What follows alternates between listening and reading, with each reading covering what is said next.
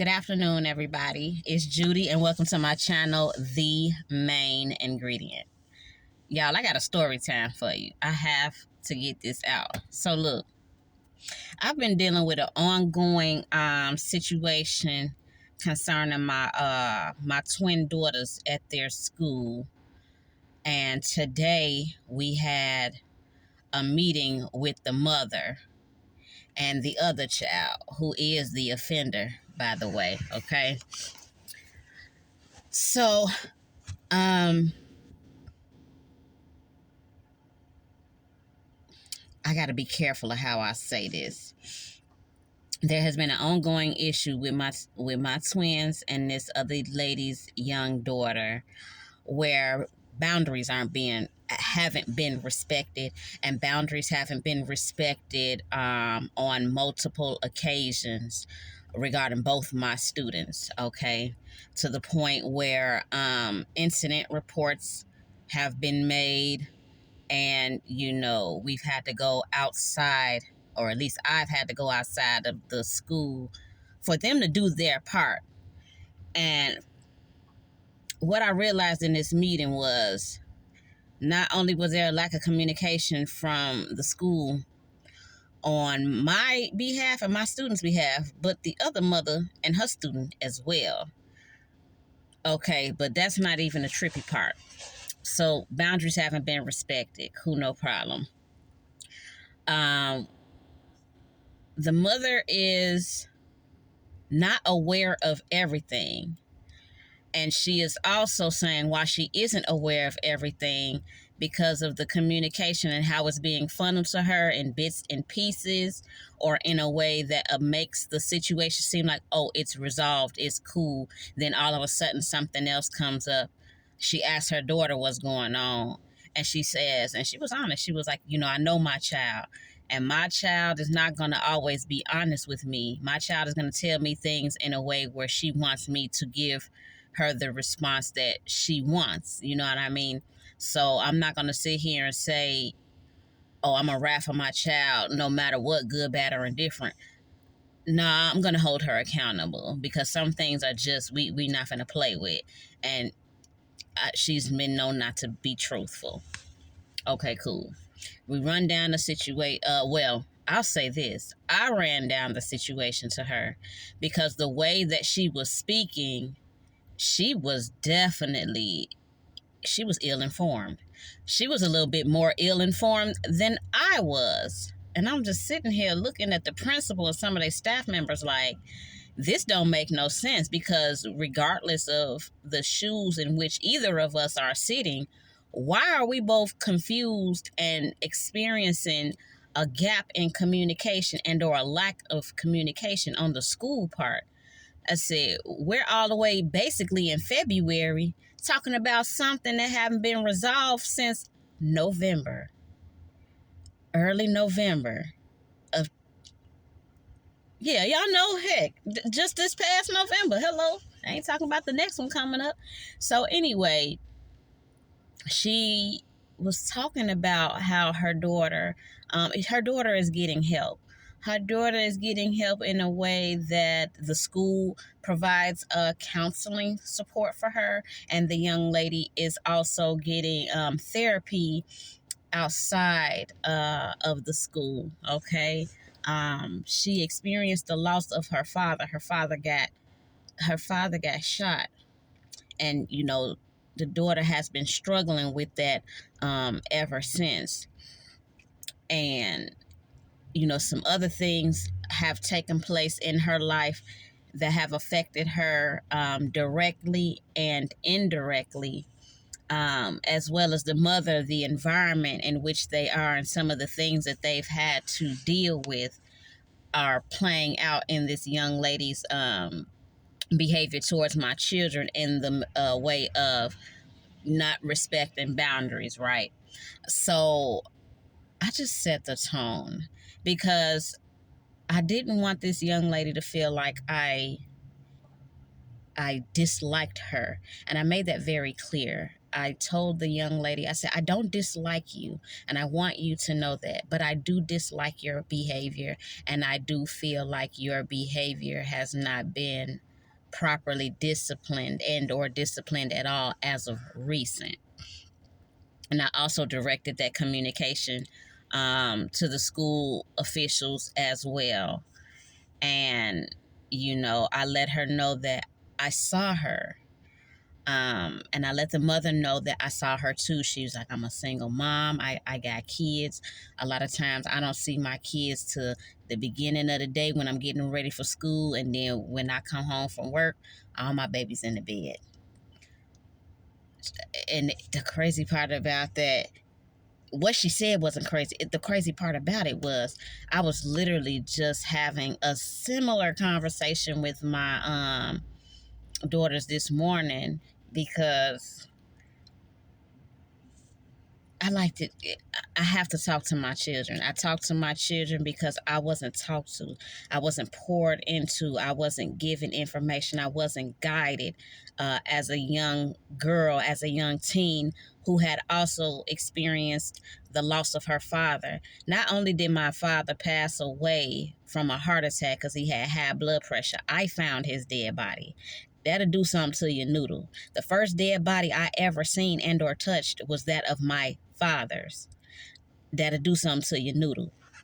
So I'm listening to this lady say that, and I just had a conversation with my girls about, just giving them information, pouring into them, letting them know to give people room, give people grace, extend a little mercy where necessary.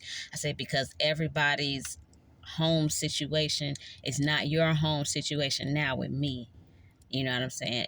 Everybody's environment is not the environment that I've cultivated for you all since divorcing their dad like a while ago, like 6, 7 years, something like that. So anyway, I work. I have business to take care of. I have a roof to keep over my children's head. Got to keep them clothed. Got to keep them cute.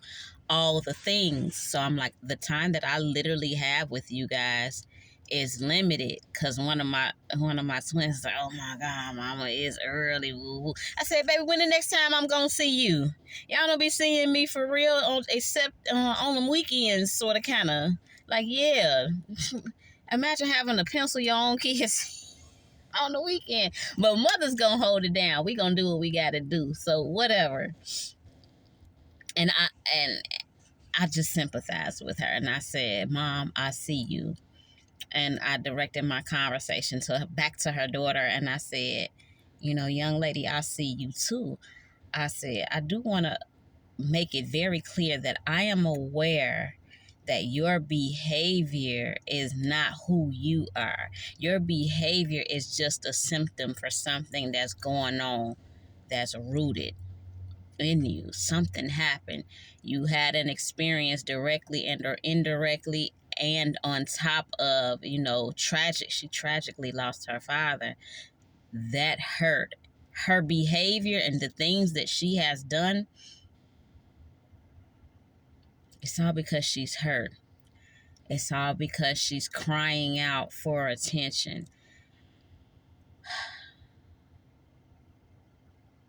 She got identity issues that she's, working through or trying to manage. She's struggling. She's struggling as a young lady, trying to figure out and navigate how to properly interact with people while I'm hurting. She want attention. This baby want attention at any cost. Positive attention, negative attention, whether that be from her mom or whether that be from students at school, male and or female, with positive and or, not so positive interactions. And I was able to see that, and I said, sweetheart, I understand you're hurting, but you have to understand, just because you're hurting, you can't hurt others, right? I said, you have to treat people the way you want to be treated. If somebody is doing something or saying something against you and you tell them to stop, they should respect that. That's what you would want for yourself, and that's what you have to understand that others want for themselves.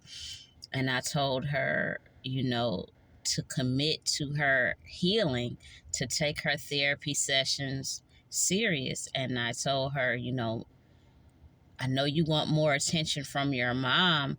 I say, but sweetheart, you don't understand. Us mothers, we got a lot on our plate, especially when we don't have a significant other and we have a child and our children. Again, we have to make sure y'all are fed, bathed, clothed. We got to keep a roof over your head. We got to keep lights on, heat on. It's cold out here in Chicago. It's colder than that thing out here.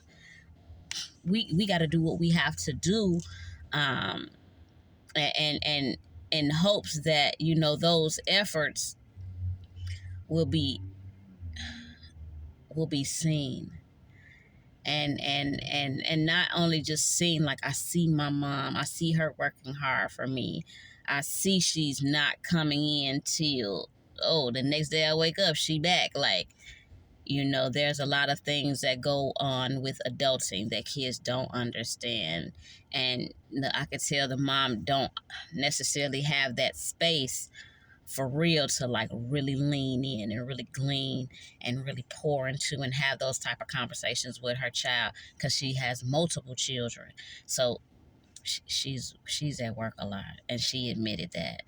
And I sympathized with them and their situation, but I also brought it back to just wanting not only the behavior to stop, but for people to just respect each other's space, and for the young lady to be disciplined in accordance with student rule book and all those things concerning her actions. That was it. But then I got in this vehicle after, and I felt bad. I felt bad. And I had a revelation. I was like, Joe, she said that. I was like, that's how I used to look. That's how I used to be. I was a young teenage girl out here struggling with my identity. Okay. I had a stint where I was struggling with my identity and who I was and what I wanted to entertain as far as relationship. I was hurt. I was depressed. I was not acting or carrying myself in a ladylike manner, like at all. And I was out here looking crazy. And, I know it was difficult for that mother to have to sit there again for another time and, just deal with her truth concerning her child and her child's struggles. I know that's difficult, but, at least she's there, and at least she's accountable, and at least she's doing what she can, making sure, communication is tight, making sure her counselor's knowing this and that, her therapists get certain information, she has supports in place. And I remember a time I had counseling, but I stopped going because I got tired of telling people, oh, this is what happened to me. Da, da, da, da. I thought my dad's going to take me to the currency exchange and cash my check, my first check. I was 15, McDonald's, yada, yada, yada. And I went in and he ain't wake up and he was dead. Like, I got tired of saying that. It just made me more angry. It made me more mad. And I'm just like, Joe, he not coming back. Like, it was a struggle for a long time. I was looking for love in all the wrong places. I was not carrying myself in a ladylike manner at all. Just out here willy-nilly, blowing in the wind. Not because I wanted to be, but just because I wasn't aware of myself at that time. And to see this young lady, and she looked defeated. And I did my best to just, encourage her to take her healing seriously, take her therapy seriously, and that healing is available to her. You know, the young lady looked defeated, and she's definitely struggling. And I acknowledge that. And I also have to put my foot down as well in a respectable manner and just be like, baby, you can be struggling. But just because you hurt don't mean you hurt yourself or others. You know what I'm saying? You don't have the right to do that because you're hurt because of the things that you have experienced and because of the loss, of your father. I know it hurt, but you don't want to move in a way where exactly what you don't like to feel, now you're projecting on others, okay? So yeah, it just made me reflect back like, wow, that's how I was looking. And then I'm sitting here, I also question, I'm like, the majority of the time that I had experienced that loss, you know who I was around? I was majority around my daddy family, my daddy people. So I went to them for comfort. That's all I ever knew anyway. Like my mama people at the time, my mother's mom, my grandma, she stayed in Texas. Her brother stayed in California, and it's just them. So what I know is family, they here. You know what I'm saying? And my daddy people. And I was majority around them during that time. I sought refuge in them. And I'm a suburban girl. They used to call me a little suburbanite, right? And now I'm people from the city or whatever. And in my struggles as a young girl, because nobody sat me down and spelt stuff out and talked to me in the way that I teach and talk and guide my children, baby, I look back and I realize I picked up the mentality of the environment. I picked up the behaviors.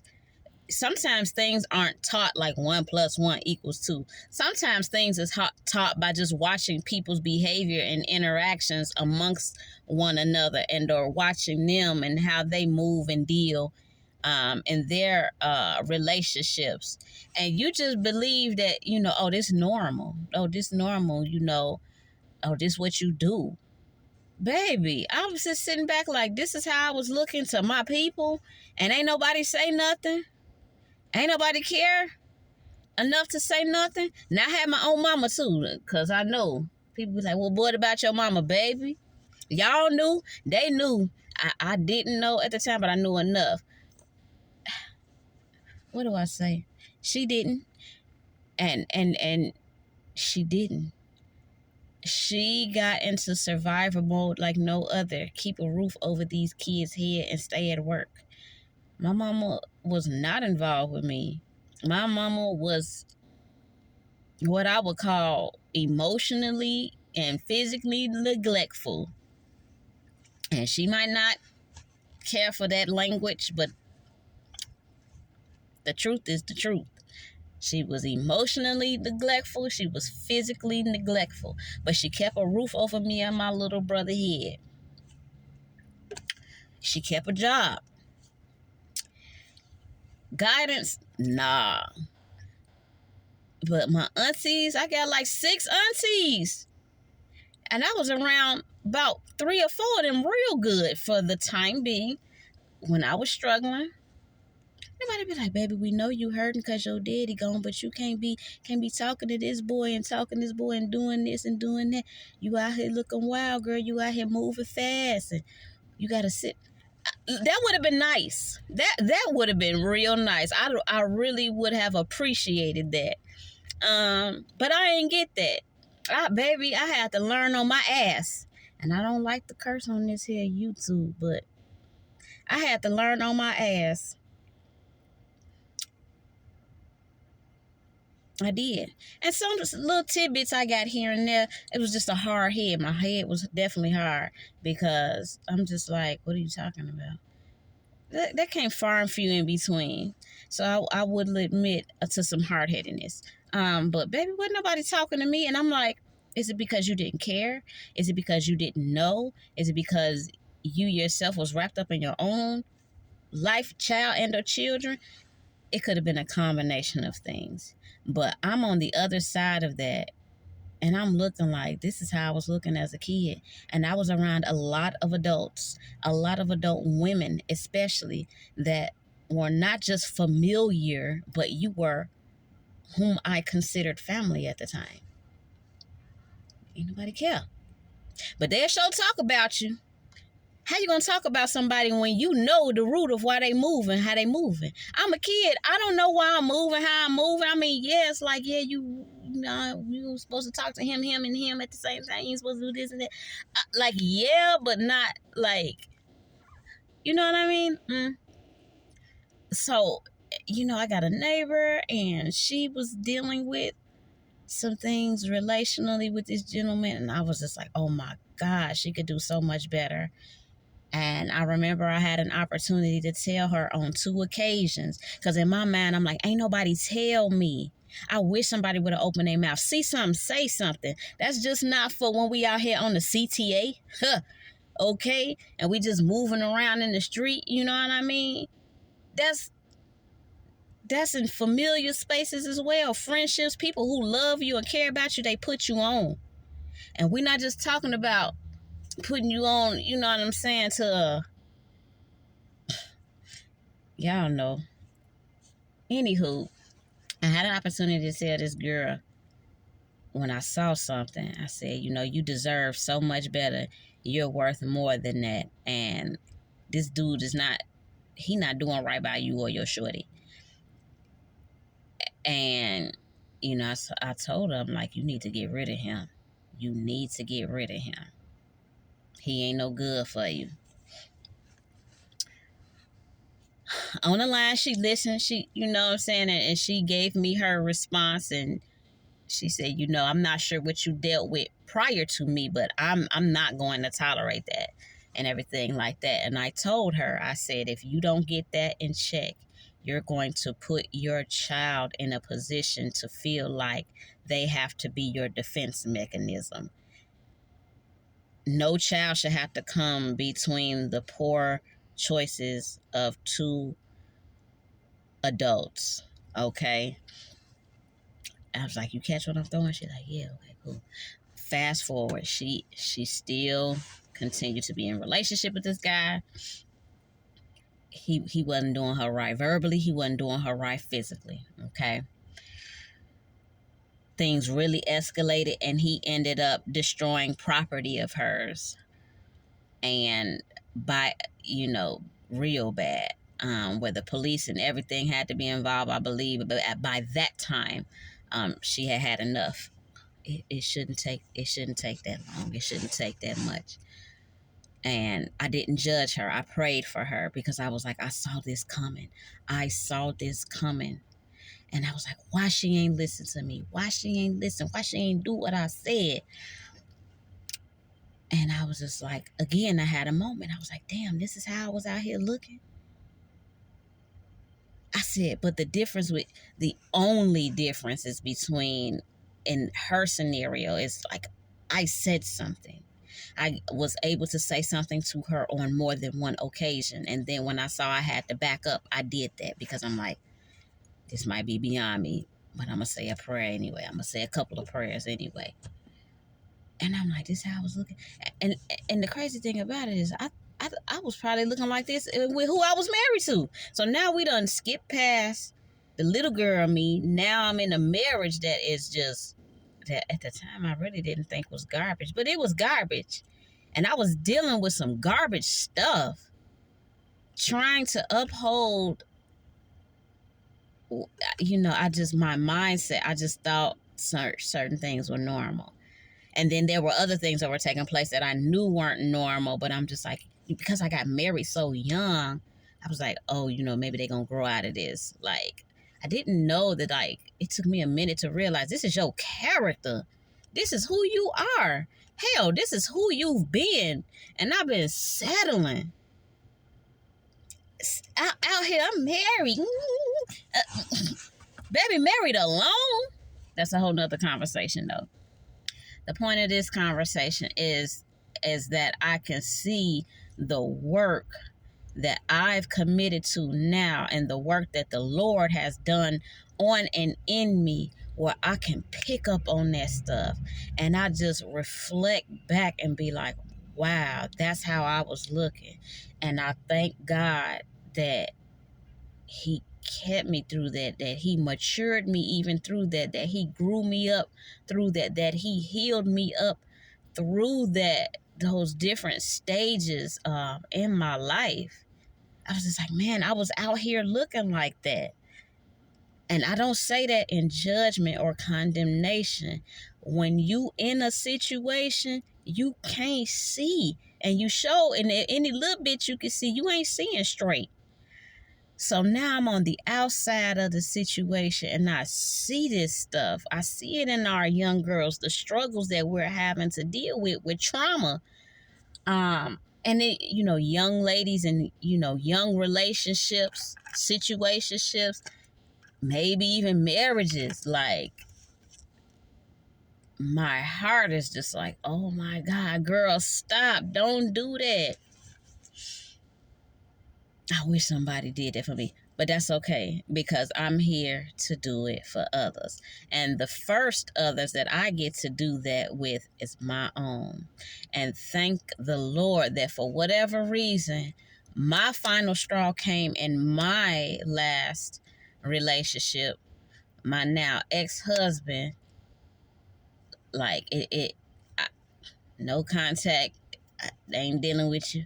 My children ain't dealing with you because you're not a healthy person.